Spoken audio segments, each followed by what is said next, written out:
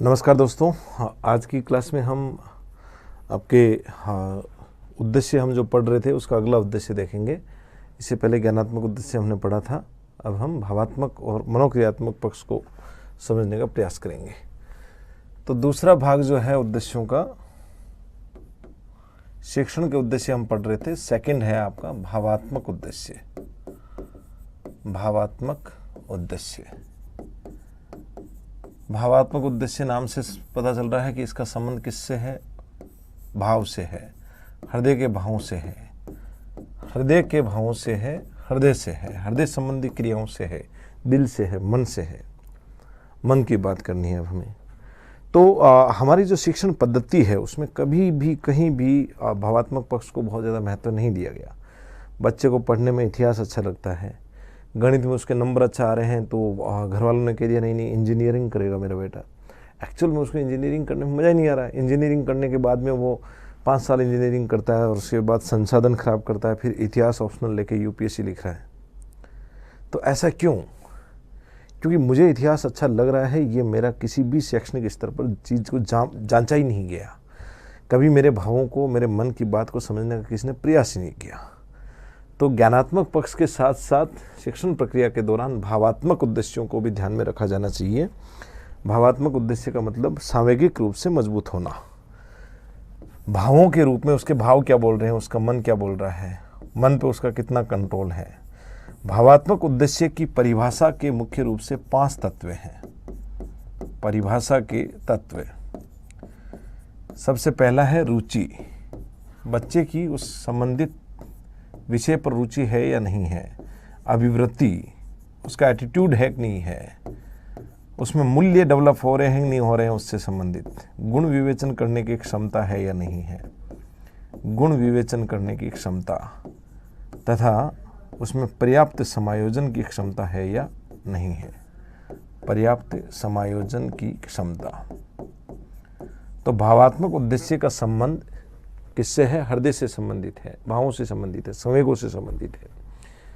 इसकी परिभाषा में 5 मूल तत्व कौन कौन से हो गए? रुचि, अभिवृत्ति, मूल्य, गुण विवेचन की क्षमता तथा पर्याप्त समायोजन की क्षमता।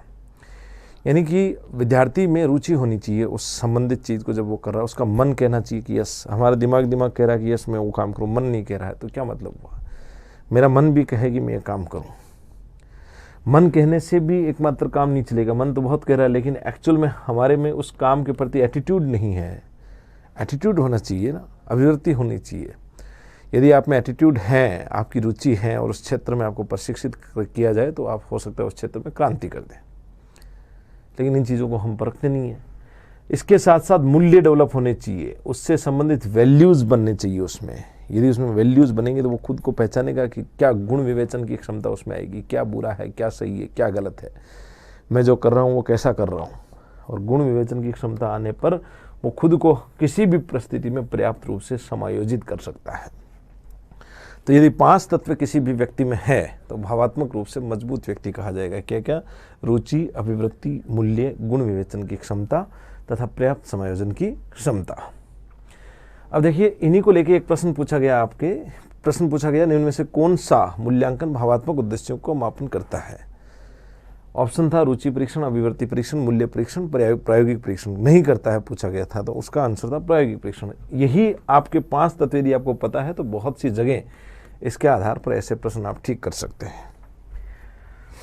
भावात्मक पक्ष के बारे में जो ब्लूम साहब ने बोला था, ब्लूम के साथ 2 व्यक्ति और थे, ब्लूम, मसीहा तथा क्राथवाल। ये हमने पढ़ा था पहली क्लास में। ब्लूम, मसीहा तथा क्राथवाल ने भावात्मक पक्ष को सरल से जटिल के क्रम में आंतरिकरण के सिद्धांत के आधार पर, इंटरनलाइजेशन की थ्योरी के आधार पर 5 भागों में विभक्त किया था, 5 भागों में बांटा था। तो ये 5 भाग क्या क्या हैं ये देखते हैं। ब्लूम, मसीहा या क्राथवाल द्वारा भावात्मक पक्ष को इन 5 भागों में बांटा गया था। सबसे नीचे इन्होंने रखा था आग्रहण। आग्रहण के बाद में अनुक्रिया। अनुक्रिया के बाद में इन्होंने रखा था अनुमूल्यन, वैल्यूइंग, अनुमूल्यन। अनुमूल्यन के बाद व्यवस्थापन या संगठन एक ही बात है, व्यवस्थापन या संगठन। और सबसे ऊपर इन्होंने रखा था मूल्यों का चरित्रीकरण, मूल्यों का चरित्रीकरण। भावात्मक पक्ष का सर्वोच्च उद्देश्य कौन सा हो गया? मूल्यों का चरित्रीकरण। भावात्मक पक्ष का सबसे निम्नतम उद्देश्य कौन सा हो गया? आग्रहण, रिसीविंग, अनुक्रिया, रेस्पॉन्स, अनुमूल्यन, वैल्यूइंग, संगठन या व्यवस्थापन, ऑर्गेनाइजेशन एंड मूल्यों का चरित्रीकरण, करेक्टराइजेशन ऑफ वैल्यूज। ये कैसे किया इन्होंने? सरल से जटिल के क्रम में जो इन्होंने व्यवस्थित किया है। इसमें प्रश्न क्या पूछेगा? सबसे निम्नतम उद्देश्य कौन सा है, सबसे उच्चतम उद्देश्य कौन सा है और उसका सही क्रम क्या है? तो इसमें आपको बस इतना ध्यान रखना है। एक छोटा सा एग्जांपल हम लेते हैं। एक बच्चों में मान लेते हैं हम एक मूल्य डेवलप करना है, हमें वैल्यू डेवलप करना है कि उनमें पर्यावरण से संबंधित जागरूकता आए, पर्यावरण संरक्षण से संबंधित वैल्यू क्रिएट हो, जीव जंतुओं की वो उनके प्रति दया दिखाए, सहानुभूति आए, पेड़ पौधों का संरक्षण करे, ये मूल्य बताना है। ये मूल्य क्रिएट करने के लिए सबसे पहले मान लेते हैं एक शिक्षक है। शिक्षक ने अपने बच्चों में ये मूल्य जब उसको क्रिएट करना है तो वो एक मूवी दिखाएगा उनको। वो उनको मूवी दिखाता है पर्यावरण से संबंधित, ताकि वो उस चीज़ को समझे। तो जब वो मूवी उसको दिखाएगा, सबसे पहले वो बच्चे जब उस मूवी को देखने के लिए जा रहे हैं तो उनमें उस मूवी को प्रति जागरूकता होनी चाहिए कि वो मुझे दिखा क्या रहे हैं, क्या दिखा रहे हैं मुझे। जैसे बच्चों का है, बच्चों चलो आज हम एक फिल्म देखते हैं, बच्चे जा रहे हैं कि ठीक है गुरुजी फिल्म दिखा रहे हैं, कौन सी दिखा रहे हैं पता नहीं, जो भी है देख लेंगे, जैसा भी होगी देख लेंगे। पर्यावरण संरक्षण है, कोई पर्यावरण संरक्षण टाइप में कुछ बोल रहे हैं, उनको पता ही नहीं है कि पर्यावरण संरक्षण का है क्या चीज़। तो यदि उसके प्रति जागरूकता नहीं है तो वो उस चीज़ को ग्रहण नहीं कर सकेगा। हमें उनमें पर्यावरण संरक्षण का मूल्य डालना है तो सबसे पहले उनको उस पर्यावरण संरक्षण के बारे में जागरूकता होनी चाहिए। जैसे मान लो आप लोग पढ़ते हैं, आप रीट की तैयारी कर रहे हैं, सेकंड ग्रेड की तैयारी कर रहे हैं, तो सेकंड ग्रेड की जो आप तैयारी कर रहे हैं, रीट की जो आप तैयारी कर रहे हैं, अध्यापक भर्ती की जो तैयारी कर रहे हैं, आपको पता ही नहीं है कि सिलेबस क्या है, क्या चीज़ है, कैसे पढ़ना चाहिए, आपकी जागरूकता ही नहीं है, तो क्या आप उस चीज़ को ग्रहण कर पाएंगे? सवाल ही पैदा नहीं उठता। तो सबसे पहले जागरूकता होनी चाहिए। जागरूकता होने से भी काम नहीं चलेगा, ग्रहण करने की इच्छा होनी चाहिए। उद्दीपन जो हम उनको दे रहे हैं, उन उद्दीपनों को ग्रहण करने की इच्छा होनी चाहिए। ठीक है, उद्दीपनों को ग्रहण करने की इच्छा। नंबर 2, फिल्म दिखाने के लिए चले गए बच्चे, मूवी देखने के लिए चले गए, वहाँ पे जागरूकता भी उनको हाँ पर्यावरण संरक्षण की दिखाएंगे, लेकिन उसको बिल्कुल मज़ा नहीं आ रहा। उनको वो फिल्म चाहिए थी जिसमें 2.5 किलो का हाथ था, उनको इस फिल्म से कोई मतलब नहीं है। यानी कि पर्यावरण संरक्षण की मूवी आपने बिठा के दिखा दी, उनको पता भी है कि वो दिखा रहे हैं, लेकिन उसकी उसमें रुचि नहीं है, उसकी उसमें इच्छा नहीं है देखने की। तो क्या वो उससे पर्यावरण संरक्षण के मूल्यों को ग्रहण कर सकेगा? सवाल ही पैदा नहीं उठता। यानी दूसरे नंबर पर ग्रहण करने के लिए क्या होनी चाहिए? इच्छा, ग्रहण करने की इच्छा। मान लो उसकी इच्छा है, इच्छा होने के साथ अब उसमें पर्याप्त रूप से समायोजन करने की क्षमता होनी चाहिए। उसमें चयनित तथा नियंत्रित रूप से ध्यान देने की क्षमता होनी चाहिए। नियंत्रित रूप से ध्यान देने की क्षमता होनी चाहिए।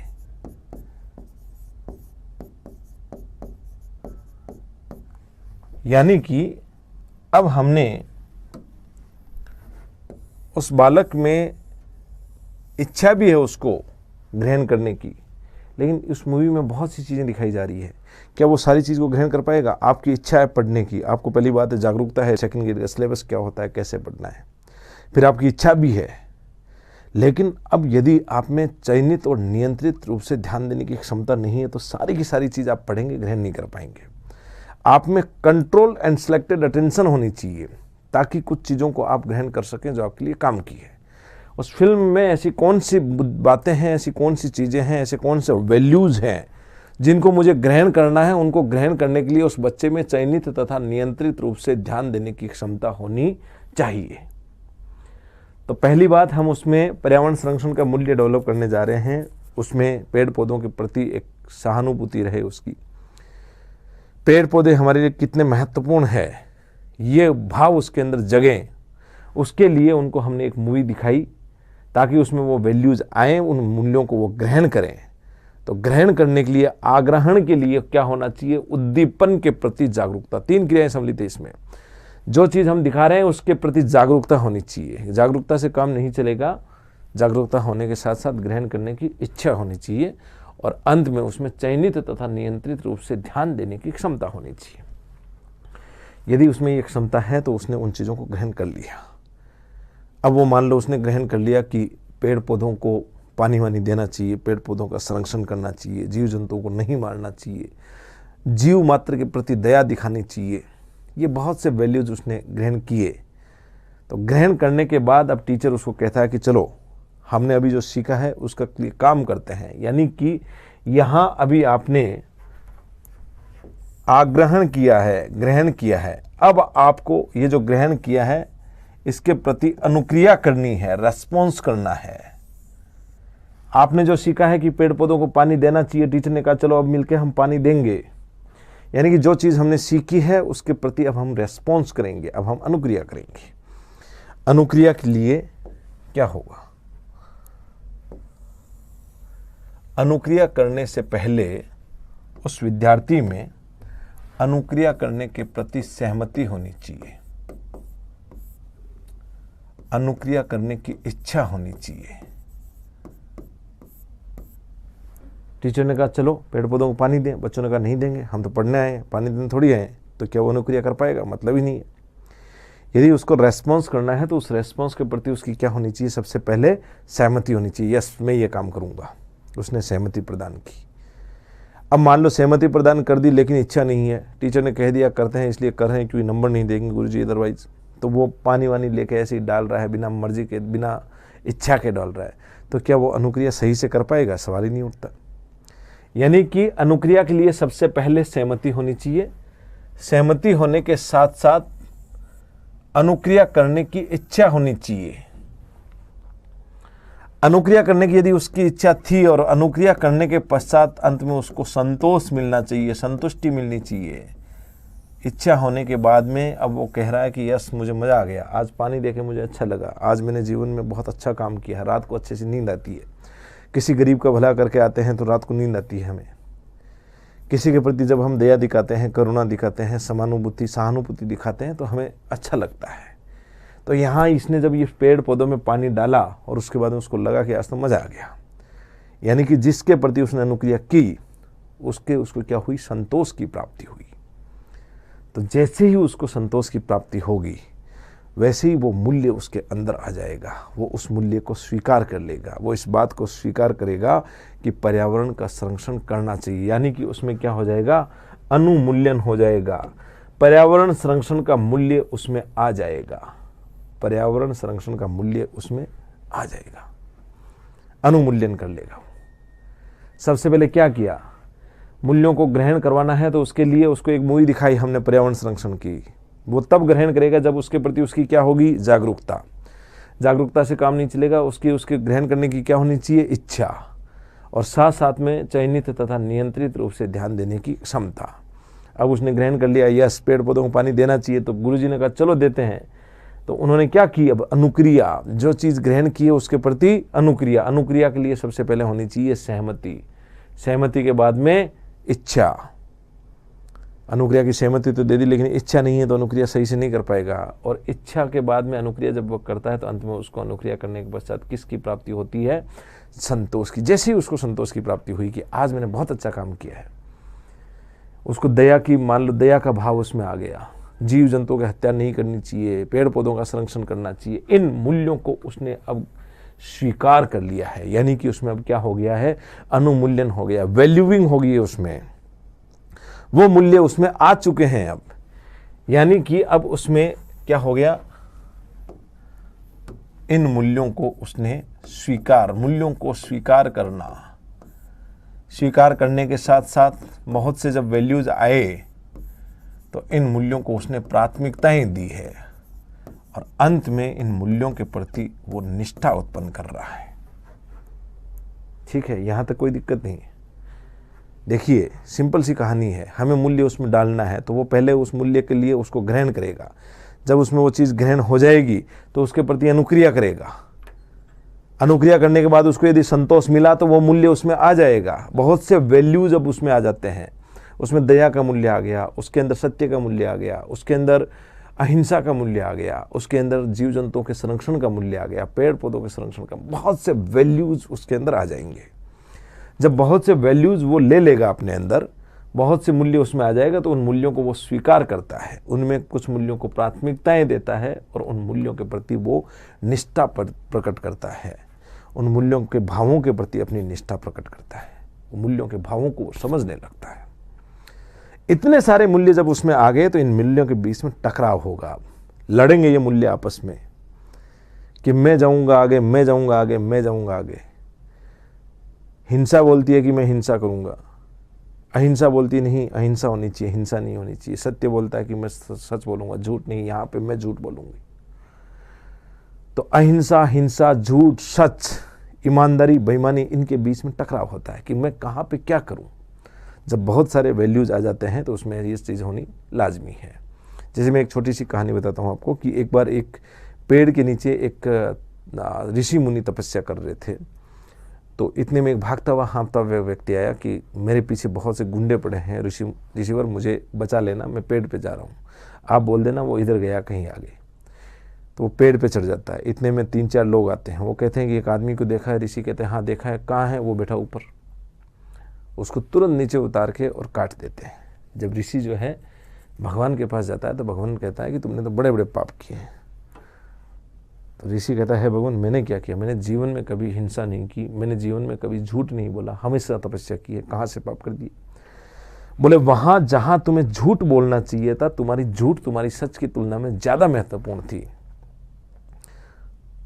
वो ज्यादा नैतिक थी, वहां तुमने सच बोला है, उससे उस व्यक्ति की जान गई है। तुम्हें पता ही नहीं है कि कौन से मूल्य को कहां पे काम में लेना है।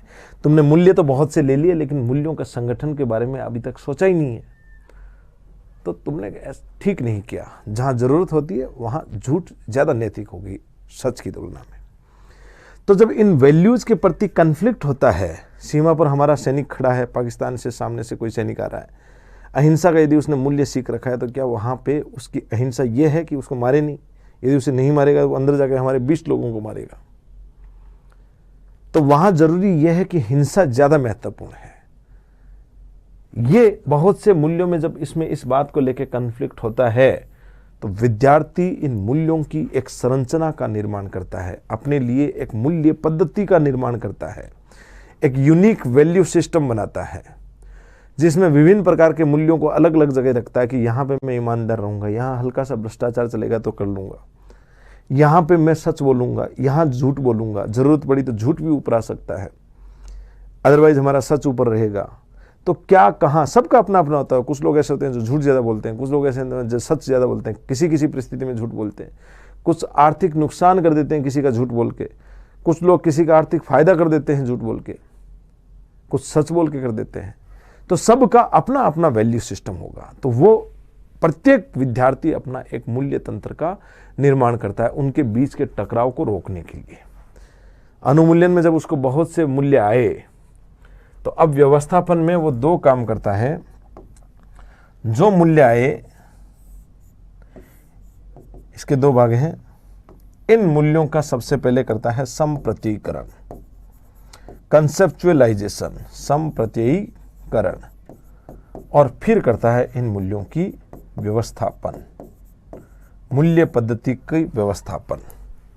कैसे? जब इतने सारे मूल्य आ गए कि अब करें क्या, तो पहले हर एक मूल्य के कंसेप्ट को समझेगा कि हिंसा का मतलब क्या है, अहिंसा का मतलब क्या है, सच का मतलब क्या है, झूठ का मतलब क्या है। उन मूल्य के कंसेप्ट्स को समझेगा, उनका क्या करेगा, कंसेप्चुअलाइजेशन करेगा, संप्रतीकरण करेगा। इंग्लिश इजी है इसकी, कंसेप्चुअलाइजेशन। प्रत्येक वैल्यू के कंसेप्ट को समझकर फिर उस हिसाब से अपनी एक मूल्य पद्धति की व्यवस्था का निर्माण करेगा, अपने लिए एक मूल्य की संरचना बनाएगा, मूल्य का एक संगठन तैयार करेगा, वो उसका यूनिक होगा। अब वो जो उसने मूल्य तंत्र बनाया है, मूल्य पद्धति बनाई है, मूल्य की एक व्यवस्था बनाई है, उस मूल्य की व्यवस्था को अपने जीवन का या अपने चरित्र का हिस्सा बना लेगा। यानी कि क्या कर लेगा, मूल्यों का चरित्रीकरण कर लेगा, कैरेक्टराइजेशन ऑफ वैल्यूज। यह अंतिम स्थिति है। यहाँ उसके जीवन के स्वभाव में वो मूल्य आने लगेंगे, उसके चरित्र में वो मूल्य दिखाई देने लगेंगे। तो यहाँ सबसे पहले क्या था, बच्चे में वैल्यू डेवलप करना है, बच्चे में वैल्यू डेवलप होना है, उसके लिए वो सबसे पहले उन मूल्यों के लिए ग्रहण करेगा, उनकी बातें ग्रहण करेगा। ग्रहण करने के लिए क्या करते हैं, हम उसको एक मूवी दिखा रहे थे, जैसे मान लो पर्यावरण संरक्षण की, तो उसके प्रति सबसे पहले ग्रहण करना है, तो उस उद्दीपन के प्रति उस बच्चे में जागरूकता होनी चाहिए, फिर उद्दीपन को ग्रहण करने की इच्छा होनी चाहिए, फिर उसमें चयनित तथा नियंत्रित रूप से ध्यान देने की क्षमता होनी चाहिए। इतना होने पर वो उस चीज़ को ग्रहण कर लेगा। जैसे ही उसने ग्रहण किया, अब उसे क्या करना है, अनुक्रिया करनी है। जो चीज़ ग्रहण की उसके प्रति रेस्पॉन्स करना है। रेस्पॉन्स के लिए सबसे पहले सहमति होनी चाहिए उस अनुक्रिया के प्रति, यस मैं ये काम करूँगा। सहमति से भी काम नहीं चलेगा, उसके करने की क्या होनी चाहिए, इच्छा होनी चाहिए। और जब वो काम कर लेता है, करने के पश्चात उसको उसकी संतोष की प्राप्ति होनी चाहिए। जैसे ही वो संतोष की प्राप्ति करता है, उसमें वो मूल्य आ जाता है। यानी अनुक्रिया करने के पश्चात उसमें क्या हो जाता है, अनुमूल्यन, वैल्यू उसके अंदर आ गए। जब मूल्य का भाव वो समझने लगता है, मूल्य को वो स्वीकार कर लेता है, मूल्यों को प्राथमिकताएं देता है, मूल्य के प्रति निष्ठा उत्पन्न करता है। जब बहुत सारे मूल्य उसमें आ जाते हैं, तो उनके बीच में टकराव होता है, कन्फ्लिक्ट होता है। टकराव होता है तो वो मूल्यों के कंसेप्ट को समझने का प्रयास करता है कि ये मूल्य है क्या एक्चुअल में। यहाँ सत्य का मतलब सच बोलना है या झूठ बोलना भी सच से ज़्यादा इंपॉर्टेंट हो सकता है। हिंसा भी कहीं कहीं अहिंसा से ज़्यादा महत्वपूर्ण हो सकती है। तो प्रत्येक मूल्य के कंसेप्ट को वो समझता है, संप्रतीकरण करता है, कंसेप्चुअलाइजेशन करता है। जब वो संप्रतीकरण कर लेगा, उसके बाद में वो उन सभी मूल्यों को अपने लिए, अपने खुद के लिए एक मूल्य तंत्र की निर्माण करता है, मूल्य की एक व्यवस्था बनाता है, मूल्य का एक संगठन बनाता है, जिसमें वो अलग अलग जगह अपने वैल्यूज रखता है कि ईमानदारी को मैं यहाँ रोकूंगा, हल्का सा भ्रष्टाचार भी करने की जरूरत होगी तो मैं करूँगा, मैं भ्रष्टाचार बिल्कुल नहीं करूँगा, मैं सच बोलूँगा, कहीं कहीं जरूरत पड़ी तो झूठ बोलूँगा। तो अपने लिए एक वैल्यू सिस्टम बनाता है। और वो जो मूल्य किस व्यवस्था या मूल्य का संगठन है, अब उसको वो अपने जीवन का या अपने चरित्र का हिस्सा बना लेता है। यानी कि मूल्यों का चरित्रीकरण कर लेता है, कैरेक्टराइजेशन ऑफ वैल्यूज। ये कुल मिला के 5 चरण हुए आपके भावात्मक पक्ष से संबंधित। तो कौन कौन से हुए, सबसे पहले आग्रहण, जो चीज़ ग्रहण की है उसके प्रति क्या होनी चाहिए, अनुक्रिया, अनुक्रिया करने के बाद में क्या प्राप्त होती है, संतोष, जिससे उसमें वो वैल्यू आ जाते हैं। इसका मतलब अनुमूल्यन, बहुत से मूल्य आ जाते हैं, उसमें टकराव होता है तो मूल्यों का कंसेप्ट को तैयार करता है संप्रतीकरण, और फिर इस मूल्य की एक व्यवस्था, मूल्य पद्धति का निर्माण करता है, मूल्यों की एक व्यवस्था का निर्माण करता है, व्यवस्थापन। जब वो मूल्य की व्यवस्था अपनी यूनिक बना लेगा, अब उसे वो अपने चरित्र का या जीवन का हिस्सा बना लेता है, कैरेक्टराइजेशन ऑफ वैल्यूज।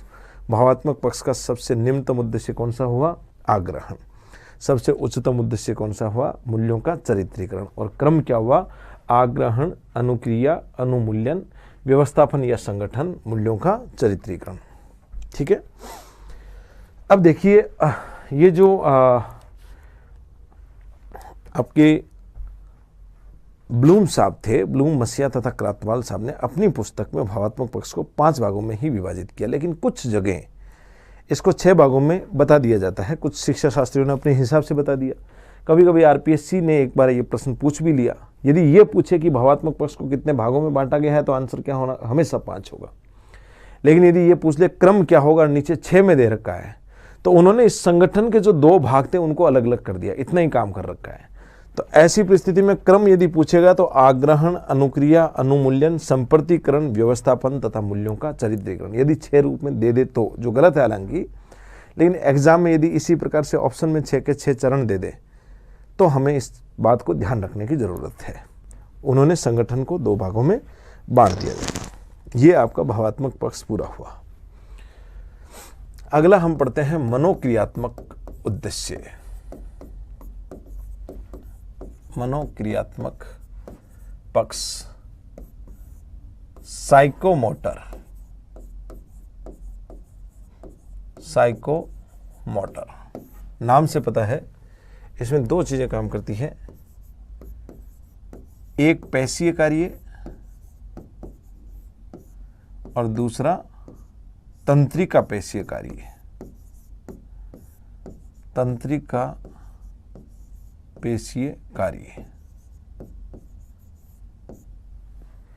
मनोक्रियात्मक पक्ष दो बातों से संबंधित होता है। जैसे मेरा हाथ से मैं लिख रहा हूं, तो मैं जो ये लिख रहा हूं उसमें मेरी हाथ की पेशियां काम आती है, लेकिन केवल हाथ की पेशियों से काम नहीं चलेगा। यहां से एक आवेग बनता है जो हमारे मस्तिष्क में तंत्रिका के माध्यम से पहुंचता है, वहां से वापस हमें रिपोर्टिंग होती है और फिर ये काम होता है।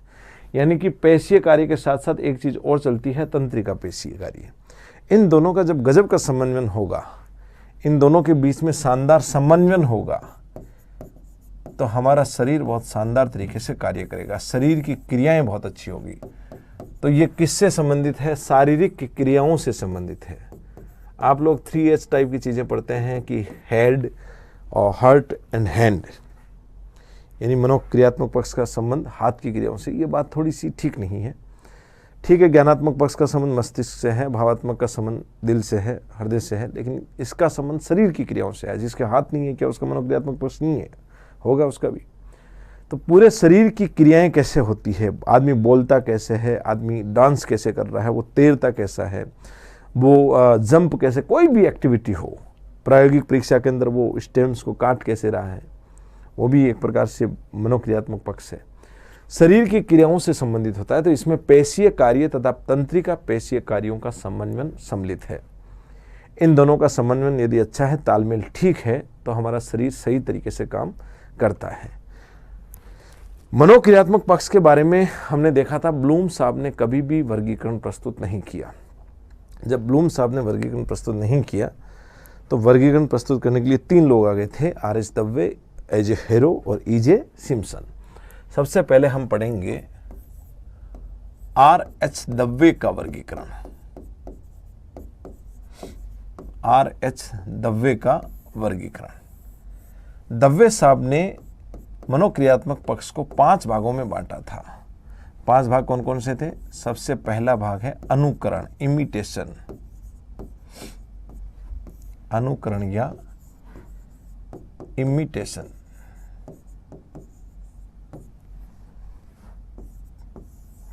दूसरा भाग है परिचालन या कार्य करना, कार्य करना, मैनिपुलेशन।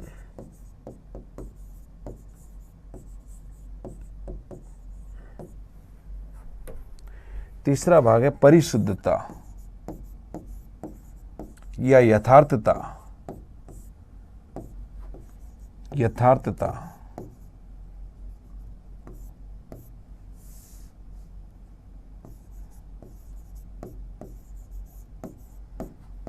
Precision, precision. चौथे नंबर पर है कार्य संधि नियोजन, कार्य संधि नियोजन या मिलाना, मिलाना, आर्टिकुलेशन, आर्टिकुलेशन। और 5वें नंबर पर है स्वाभाविकरण, नेचुरलाइजेशन, स्वाभाविकरण या नेचुरलाइजेशन।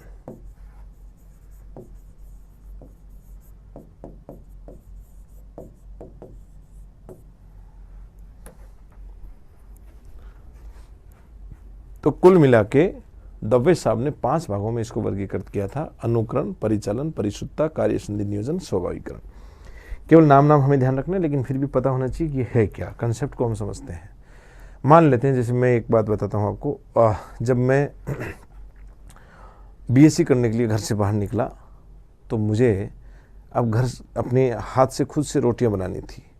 रोटियां बनानी है, सब्जी खाना खुद को बनाना है। तो खाना बनाने के लिए मैंने मम्मी को कहा कि मम्मी मुझे सिखाओ पहले खाना कैसे बनाते हैं। तो कहा ठीक है बेटा आजा, पास में बिठाया कि ऐसे ऐसे आटा गूंथते हैं, इस प्रकार से ये करते हैं। तो मम्मी ने जैसे जैसे मुझे बताया उस हिसाब से मैंने उस काम को करना शुरू किया। यानी कि मैं क्या करके कर रहा हूँ, अनुकरण करके काम करना शुरू कर रहा हूँ। मैंने सीख लिया कैसे करते हैं। फिर मैं आ गया, मैंने रूम आ गया। रूम में मैं जब खाना बनाने लगा तो अब मैंने अपने आप खाना बनाना शुरू किया, यानी कि परिचालन किया, काम करना शुरू किया, कार्य करना शुरू किया। तो मैं जो काम कर रहा हूँ उसमें दो आधार पर कर रहा हूँ, या तो याददाश्त के आधार पर कर रहा हूँ या फिर निर्देश के आधार पर कर रहा हूँ। यदि भूल रहा हूँ तो मैं पूछ लेता हूँ कि मम्मी इसमें क्या होगा, अब सब्जी बनानी है तो उसमें क्या क्या डालते हैं, कैसे डालते हैं, भूल गया मैं, बताओ वापिस। तो अब मैं जो काम कर रहा हूँ वो कमज़ोर स्थिति, यहाँ तो बिल्कुल कमज़ोर है, यहाँ पे भी स्थिति इतनी ज़्यादा ठीक नहीं है, लेकिन मैंने अपने आप काम करना शुरू कर दिया है, परिचालन करना शुरू कर दिया है, कार्य करना शुरू कर दिया है। कोई भी काम हो, चाहिए जरूरी नहीं है खाना बना, कोई भी काम हो। जैसे कोई डांस करता है, बच्चा डांस करता है, सबसे पहले टीवी में जो देख रहा है उसको देख देख के करता है। उसके बाद में गाना अपने आप बज रहा है तो अपने आप हाथ पाँव हिलाता है, जैसा भी हिलाता हो उस हिसाब से हिलाने का प्रयास करता है, याद करके हिलाता है, या निर्देश देते हैं हम वैसे हिलाता है। फिर धीरे धीरे मैं अच्छे से रोटी बनाना शुरू कर दी। मैंने बिना बेलन उठाए गोल गोल रोटियां बनानी शुरू कर दी, बहुत अच्छी सी सब्जी बनाने लग गया। सब खाते खाते एकदम मतलब अंगुली खा जाते हैं, ऐसी स्थिति मैंने पैदा कर दी। यानी कि मेरे काम में क्या आ गई, परिशुद्धता आ गई, यथार्थता आ गई, काम मैंने बहुत अच्छा करना सीख लिया। अब बच्चा जो है वो बढ़िया से उस गाने के ऊपर सुंदर सा डांस कर लेता है, एकदम शानदार डांस कर लेता है। यानी उसमें क्या आ गई, परिशुद्धता आ गई। अब मेरे पास काम ज़्यादा है। जब मेरे पास काम ज़्यादा है, मुझे पढ़ाई भी करनी है, तो मुझे लग रहा है कि काम को जल्दी जल्दी करना है।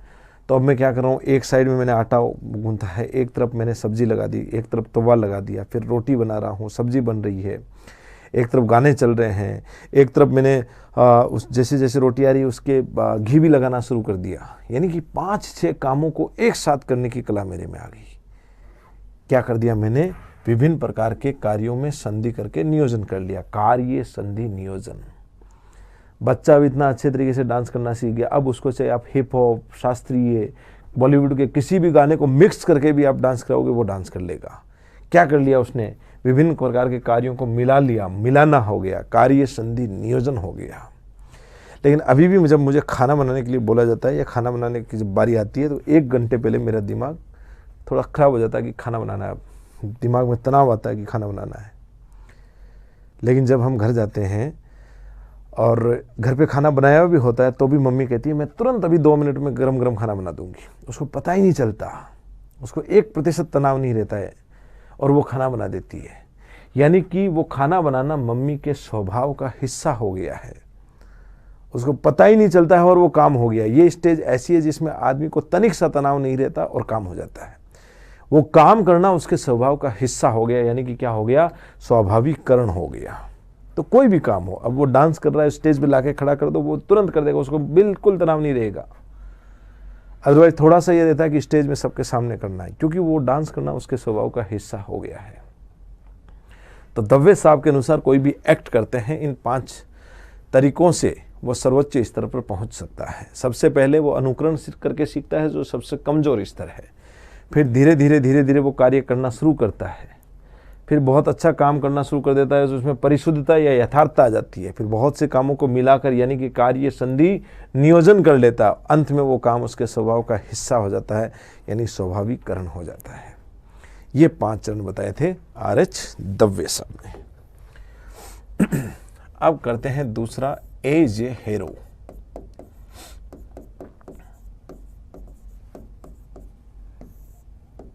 A.J. हेरो ने शिक्षण के उद्देश्यों को कितने भागों में बांटा था, 6 भागों में बांटा था। 6 भाग कौन कौन से हैं? सबसे पहला है सहज क्रियात्मक अंग संचालन। सहज क्रियात्मक अंग संचालन। दूसरा इन्होंने रिफ्लेक्स मूवमेंट्स। दूसरा बोला था आधारभूत अंग संचालन। आधारभूत अंग संचालन। तीसरी बात इन्होंने कही थी प्रत्यक्षीकरण योग्यताएं। प्रत्यक्षीकरण योग्यताएं। फिर इन्होंने कहा शारीरिक योग्यताएं।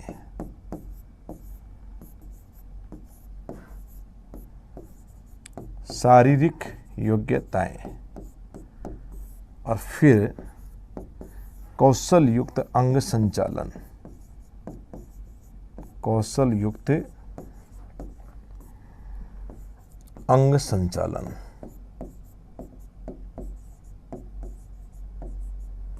और अंतिम भाग इन्होंने बताया था सांकेतिक संप्रेषण, सांकेतिक संप्रेषण। देखिए कैसे होता है। ये 6 भाग इन्होंने बताए थे। हेरो साहब का मोटा मोटा ये कहना था, बाल विकास टाइप की बात ये करते हैं कि सबसे पहले बच्चा यदि कोई भी काम करता है तो उसमें रिफ्लेक्स मूवमेंट होते हैं, उबासी लेता है, छींकता है, हाथ इसे ऊंचे नीचे करना, तो ये अपने आप अंदर से होने वाले मूवमेंट्स हैं, ऐसे सहज मूवमेंट्स हैं। सबसे पहले ये कमजोर स्थिति है, सबसे अपने आप हो रहे हैं, तो इसमें खुद तो कुछ कर ही नहीं रहा है। कौन से अंग संचालन हो गया? सहज क्रियात्मक अंग संचालन। ठीक है। उसके बाद इनका ये कहना था कि धीरे धीरे वो चलना शुरू करता है, धीरे धीरे वो दौड़ना शुरू करता है, उछलना शुरू करता है, कूदना शुरू करता है, तो उसमें आधारभूत अंग संचालन होना शुरू होता है। वो बेसिक फंडामेंटल मूवमेंट्स करने शुरू कर देता है, बेसिक मूवमेंट्स होने स्टार्ट हो जाते हैं उसमें। अब वो मान लो वो चल रहा है, दौड़ रहा है, और सामने पता नहीं है उसको कि कितना गहरा है, और चलते चलते उसमें गिर जाएगा, तो उसको प्रत्यक्षीकरण होना चाहिए, परसेप्चुअल पावर्स होनी चाहिए उसमें। जैसे मान लो कोई कूद रहा है बच्चे को हाई जंप करना है या लॉन्ग जंप करना है, तो उसको पता होना चाहिए कि मैं इस स्पीड से आऊँगा, इतने इससे पहले मैं ये लंबे लंबे, यदि कितने लंबे मुझे कदम लेने हैं, मुझे 5 फीट पहले जंप लेना है, फिर 45 डिग्री का जंप लेना है, तब वो जाके 6 फीट की हाइट को मैं कूद पाऊँगा। यानी मुझे कूदना है तो उस कूदने से पहले उसके आसपास की सारी परिस्थितियों का क्या होना चाहिए? प्रत्यक्षीकरण होना चाहिए। क्रिकेटर कोई गेम खेलता है तो वो देखता है कि इधर जो है बैटिंग कर रहा है, तो वो देखता है कि पीछे थर्ड मैन नहीं है, सामने लॉन्ग ऑन जो है वो घेरे के अंदर है, लॉन्ग ऑफ वार है, उधर नहीं मारना है मुझे। तो जब वो करना शुरू करेगा काम, उससे पहले अपने आसपास की सब चीज़ों का प्रत्यक्षीकरण करता है। प्रत्यक्षीकरण का मतलब प्रत्यक्ष रूप से अपनी इंद्रियों के माध्यम से उसको अनुभव करता है। लेकिन क्या प्रत्यक्षीकरण से काम चल जाएगा? यदि उसके पैरों में दम नहीं होगा तो क्या ऊंची कूद कर लेगा? यदि उसके हाथ में दम नहीं होगा, शरीर में दम नहीं होगा, तो क्या वो छक्के मार देगा? सवाल ही पैदा नहीं उठता। प्रत्यक्षीकरण अनुभव होने के बाद में उसमें शारीरिक योग्यता होनी चाहिए। वो किसी से कुश्ती लड़ रहा है मान लो, तो शरीर में योग्यताएं होनी चाहिए। पहले तो उसने पता कर लिया कि यह सामने वाला कैसा है, क्या है, किस प्रकार से मुझे लड़ना है, लेकिन शरीर में यदि पावर नहीं है तो वो कैसे लड़ेगा? शारीरिक योग्यताएं होनी चाहिए उसमें। केवल शारीरिक योग्यताओं से काम नहीं चलेगा।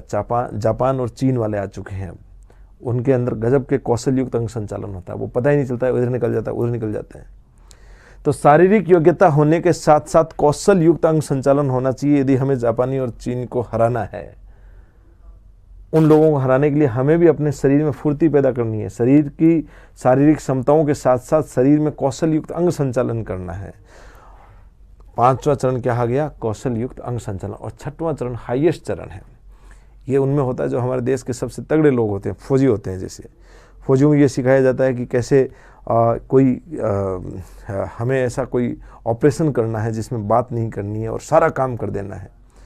तो ये शरीर की क्रियाएं कैसे काम करेगी? बिना बोले, केवल संकेतों के माध्यम से। ये करना है तो इसका मतलब दौड़ के चलना है, ये करना है इसका मतलब लेट जाओ, इधर 3 चले जाओ, इधर 2 चले जाओ। होता है ना ऐसा? उरी में देखा होगा आपने, कैसे उस एक ऑपरेशन में जाते हैं और किस प्रकार से बिना बोले सारा एक्ट कर लेते हैं।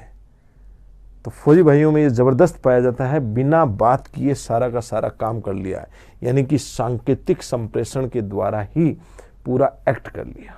इशारों में काम हो गया सारा। ये 6वां और सबसे मजबूत चरण पाया जाता है। तो ये 6 चरण बताए थे एजे हेरो साहब ने। सबसे पहले उनका मानना था कि सहज क्रियात्मक अंग संचालन होता है, अपने आप होता है। फिर धीरे धीरे आधारभूत अंग संचालन होना शुरू होता है। बच्चा दौड़ता है, कूदता है, उछलता है, लेकिन ऐसे ही यदि उसको प्रत्यक्षीकरण की योग्यता नहीं होगी तो वो नीचे गिर जाएगा। उसको उसके आसपास की सभी चीज़ों के बारे में प्रत्यक्ष रूप से अनुभव करने की योग्यता होनी चाहिए। केवल प्रत्यक्षीकरण योग्यता से कुछ नहीं होगा, उसमें शारीरिक योग्यता होनी चाहिए उस काम को करने की। यदि उसको बांसुरी बजानी है तो उसको अपने मुंह के एक्सरसाइज, उसके मुंह जबरदस्त रूप से मजबूत होना चाहिए। गाना गाना है तो गला मजबूत होना चाहिए, कूदना है, दौड़ना है तो पाँव मजबूत होने चाहिए, कुश्ती लड़नी है तो शरीर मजबूत होना चाहिए। कोई भी अच्छा काम करना है तो उसको, कोई भी ऐसा काम करना है जिसमें वो शानदार तरीके से करें, तो उससे संबंधित उसकी जो शारीरिक क्रियाएं हैं, उससे संबंधित उसके शरीर का जो भाग है, उसमें गजब की योग्यताएं होनी चाहिए। लेकिन शारीरिक योग्यता से काम नहीं चलेगा। जापान और चीन वाले आगे हैं, इसलिए उनको हराने के लिए हमारे में भी कौशल युक्त अंग संचालन होना चाहिए। और यदि हमें फौजियों की तरह बहुत तगड़ा काम करना है, बिना बात किए काम करना है, तो वो क्या होगा, सांकेतिक संप्रेषण होना चाहिए। ये 6 चरण बताए थे एजे हेरो ने। कौन कौन से एक बार फिर देखो, सहज क्रियात्मक अंग संचालन, आधारभूत अंग संचालन, प्रत्यक्षीकरण योग्यताएं, शारीरिक योग्यताएं, कौशल युक्त अंग संचालन तथा सांकेतिक संप्रेषण। सर्वोच्च चरण कौन सा हो गया, सांकेतिक संप्रेषण। सबसे निम्नतम उद्देश्य कौन सा हुआ, सहज क्रियात्मक अंग संचालन। ठीक है, और अब हम तीसरा और अंतिम पढ़ते हैं, E.J. सिम्पसन।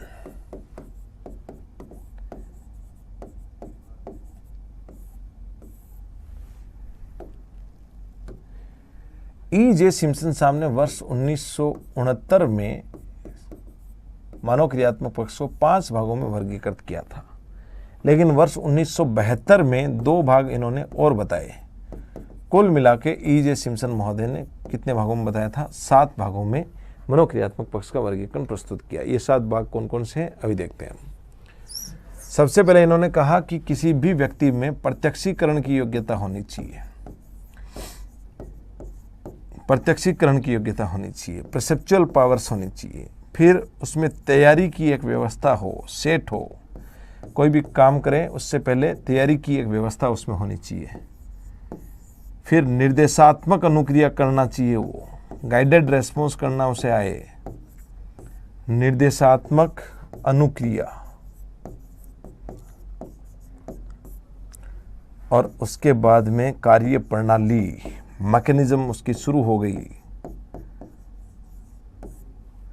और फिर जटिल प्रत्यक्ष अनुक्रिया करनी उसको आनी चाहिए, कॉम्प्लेक्स ओवर्ट रिएक्शंस वो करें, जटिल प्रत्यक्ष अनुक्रिया। तो सबसे पहले उन्होंने ये 5 बातें बताई। कोई भी व्यक्ति काम करे, काम करने से पहले उसमें आसपास के प्रत्यक्षीकरण करने की योग्यता होनी चाहिए। जैसे मान लो वही बैट्समैन आ गया, बैटिंग करने के लिए आया हुआ है, तो उसको आसपास की सारी चीज़ें देखता है, थर्ड मैन देखता है, लॉन्ग ऑन देखता है, लॉन्ग ऑफ देखता है, कहाँ पे फील्डर है, कहाँ पे गैप है। तो उसको वो जब बैटिंग करना वो शुरू करेगा, उससे पहले उसको बॉलर जो आ रहा है वो कैसा आ रहा है, बॉल की सीम को कैसे पकड़ रखा है, नकल बॉल कर रहा है या सीम पकड़ रखी है, लेग स्पिनर आ रहा है या ऑफ स्पिनर आ रहा है। तो हर चीज़ की उसके प्रत्यक्षीकरण करने की अनुभव उसमें होना चाहिए, तभी वो अच्छे से उसके प्रति काम कर पाएगा, शरीर की क्रियाएं ठीक कर पाएगा। यदि किसी पहलवान से भिड़ना है तो उसके अंदर योग्यता होनी चाहिए, वो पहचाने कि सामने वाला पहलवान कैसा है, क्या है। ठीक है, पहले उसने प्रत्यक्षीकरण मान लो कर लिया, अब उसमें उस काम को करने से पहले एक तैयारियों की व्यवस्था करनी है। मानसिक रूप से, सामूहिक रूप से, भावनात्मक रूप से खुद को मजबूत करना है ताकि उस काम को वो कर सके। बैटिंग करने के लिए यजुवेंद्र चहल आ गया, सामने उमरान मलिक आ रहा है 157 किलोमीटर से, तो उसको पहले अपने आप को मजबूत करना है, यस मैं उमरान मलिक का सामना कर लूँगा। मानसिक रूप से खुद को मजबूत करना है, भावनात्मक रूप से भी खुद को मजबूत करना है। वो एक्ट करने के लिए मैं तैयार हूँ, हो गया, तैयारी कर ली हमने, करने के लिए हम हर प्रकार की तैयारी करके आए। अब निर्देशात्मक अनुक्रिया, जैसा जैसा मुझे गाइड किया गया वैसे वैसे मैं काम करना शुरू करूँगा। राहुल द्रविड़ ने कहा कि आप जाओगे, उमरान मलिक की बॉल आएगी, जब ऊपर से बॉल आए नीचे बैठ जाना, बाहर पीछे जाने देना, और जैसे ही बात आए स्ट्राइक दे देना ऋषभ पंत को। तो यहाँ पे वो जो काम कर रहा है अब यजुवेंद्र चहल, वो कैसा है, निर्देशात्मक अनुक्रिया कर रहा है। थोड़ी देर बाद में ऋषभ पंत को लगा कि ये तो ठीक ठाक बैटिंग करने लग गया, तो उसको बोला ठीक है अब तो अच्छे से बैटिंग करो। वो धीरे धीरे बैटिंग करना शुरू कर दिया उसने, कार्य प्रणाली शुरू होगी उसकी, काम करना शुरू कर चुका है वो, कोई दिक्कत नहीं है। और थोड़ी देर बाद यजुवेंद्र चहल बन जाता है 360 डिग्री प्लेयर, पीछे होके मार रहा है, रिवर्स स्वीप मार रहा है उमरान मलिक के, हर प्रकार के शॉट लगा रहा है। यानी कि वो कैसा काम करने लग गया, अब जटिल प्रत्यक्ष अनुक्रियाएं करने लग गया। कोई भी काम हो जाए, कोई भी काम हम करें उससे पहले उस काम के बारे में प्रत्यक्षीकरण योग्यता हो सबसे पहले हमें, फिर उस काम को करने से पहले उस काम की तैयारी करनी है हमें। उस काम के लिए हमारे अंदर हम एक मानसिक, सामूहिक और भावनात्मक रूप से अपने आप को मजबूत करके तैयारी की एक व्यवस्था करते हैं। फिर जैसा जैसे हमें निर्देश दिया जाता है उस हिसाब से हम काम करना शुरू करते हैं। फिर बिना निर्देश के अपने आप काम करना शुरू कर देते हैं, यानी मैकेनिज्म शुरू हो गई, कार्य प्रणाली चालू हो गई। फिर जटिल से जटिल स्थितियों में भी उस काम को हम कर लेते हैं, यानी कि जटिल प्रत्यक्ष अनुक्रियाएं करना स्टार्ट कर दी। E.J. सिम्पसन साहब का मानना था कि ये 5 चरण सबसे पहले व्यक्ति में होने चाहिए। फिर 1972 में उन्होंने ये देखा कि अचानक यदि नया काम करना पड़े तो बच्चा कैसे करेगा, व्यक्ति कैसे करेगा। तो उनका कहना था कि नए काम के लिए यदि इसी पुराने सीखे गए काम को काम में लेता है, अचानक नई परिस्थिति में काम करना है जिसमें उसको कोई निर्देश नहीं दिया गया है, किसी प्रकार की कार्यप्रणाली से वो नहीं गुजर रहा है, अचानक उसी को करना है नया काम, और वो उस सीखे हुए किसी काम को काम में लेते हुए नया काम करेगा, तो उस नवीन परिस्थिति में खुद को क्या कर देगा, अनुकूलन, तो अनुकूलित कर लेता है। 6वां युद्ध से आ गया अनुकूलन, खुद को नवीन परिस्थिति में ढाल लेना, अनुकूलन कर देना, यानी पुराने सीखे हुए काम को नवीन परिस्थिति में काम में ले लेना। और अब यदि अचानक ऐसी परिस्थिति आ गई जिसके अंदर कोई नए काम की उत्पत्ति कर दी उसने, पुराना सीखा भी नहीं, काम आ ही नहीं रहा है, कोई बॉल जो है वो यॉर्कर बॉल आ रही है, आज तक उस पर किसी ने छक्का नहीं लगाया, ऐसे में धोनी आता है और धोनी लगाता है हेलीकॉप्टर शॉट, हेलीकॉप्टर शॉट से छक्का चला जाता है। तो धोनी ने हेलीकॉप्टर शॉट का इजाद कर दिया, उत्पत्ति कर दी, नए काम की उत्पत्ति करना, उत्पत्ति या प्रवर्तन। ठीक है, ये E.J. सिम्पसन साहब ने कुल मिला के 7 उद्देश्य बताए। क्या बताया? सबसे पहले प्रत्यक्षीकरण करना कोई काम करने से पहले उसका, फिर उस काम को करने के लिए तैयारियों की एक व्यवस्था करना, तैयारियों की व्यवस्था, फिर निर्देशात्मक अनुक्रिया, निर्देश जैसे जैसे मिल रहे हैं वैसे काम कर रहे हैं, उसके बाद में कार्य प्रणाली शुरू, काम करना शुरू, फिर जटिल से जटिल परिस्थितियों में जटिल से जटिल काम करना शुरू कर दिया, यानी जटिल प्रत्यक्ष अनुक्रियाएं करनी उसने शुरू कर दी। ये 5 चीजें होने के बाद में यदि कोई नवीन परिस्थिति में काम करना है, पुराने सीखे गए को काम में लेके करना है, तो अपने आप को नवीन परिस्थिति में क्या कर लेता है, अनुकूलित कर लेता है, अनुकूलन।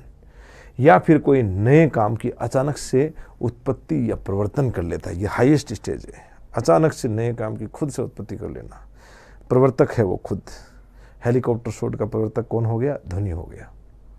ऐसे तो ये E.J. सिम्पसन साहब के 7 चरण हैं, आपको क्रम से याद रहने चाहिए। क्या क्या होंगे? प्रत्यक्षीकरण, व्यवस्था, निर्देशात्मक अनुक्रिया, कार्य प्रणाली, जटिल प्रत्यक्ष अनुक्रिया, अनुकूलन, उत्पत्ति या प्रवर्तन। सबसे ऊपरी चरण कौन सा हो गया, उत्पत्ति या प्रवर्तन, ओरिजिनेशन, और सबसे निचला प्रत्यक्षीकरण या परसेप्चुअल पावर्स।